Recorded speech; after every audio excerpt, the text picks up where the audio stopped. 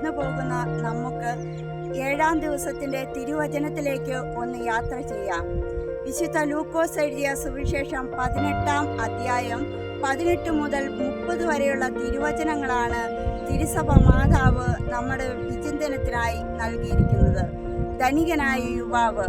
ഇതിൽ 3 കാര്യങ്ങൾ പരാമർശിക്കുന്നു. 1.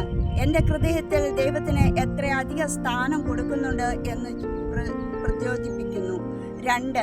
ധനത്തേക്കാൾ ഉപരിയായി മറ്റേതെങ്കിലും കാര്യത്തിൽ അധികമായി ആശ്രയിക്കുന്നുണ്ടോ? എൻ്റെ ദൈവത്തെ അനുഗമിക്കുവാൻ ഞാൻ എന്താണ് ഉപേക്ഷിക്കേണ്ടത്?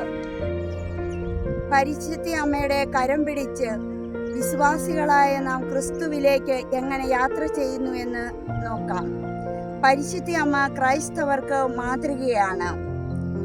ദൈവഹിതത്തിന് പൂർണ്ണമായി വിട്ടുകൊടുത്തവളാണ് പരിശുദ്ധ അമ്മ എന്ന് തിരുവചനത്തിലൂടെ നമ്മെ ഉദ്ബോധിപ്പിക്കുന്നു. വചനമായ ദൈവം മനുഷ്യനായി മാംസമായി അവതരിച്ചത് പരിശുദ്ധ അമ്മയിലൂടെയാണ്. 431 എഫേസൂസിൽ വെച്ച് നടന്ന എക്യുമെനിക്കൽ കൗൺസിലിൽ പരിശുദ്ധ അമ്മയെ ദേവമാതാവ് എന്ന് വിശേഷിപ്പിക്കുന്നു.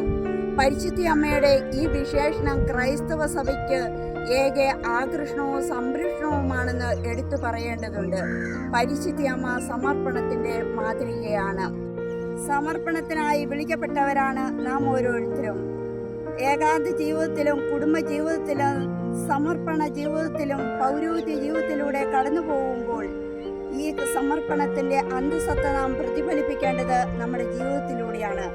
ദൈവഹിതത്തിന് പൂർണ്ണമായി വിട്ടുകൊടുത്ത പരിശുദ്ധ അമ്മയെപ്പോലെ ഇതാ ഞാൻ കർത്താവിൻ്റെ ദാസി എന്ന വചനം ഉച്ചരിച്ചുകൊണ്ട് നമുക്കും ക്രിസ്തുവിലേക്ക് യാത്ര ചെയ്യാം.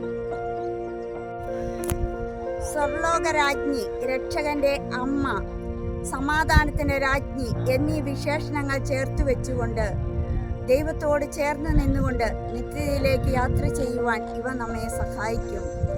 പരിശുദ്ധ അമ്മയുടെ മധ്യസ്ഥ അയച്ചുകൊണ്ട് നമുക്ക് ഈ 8 നോമ്പിൽ മനോഹരമായി ആചരിക്കാം.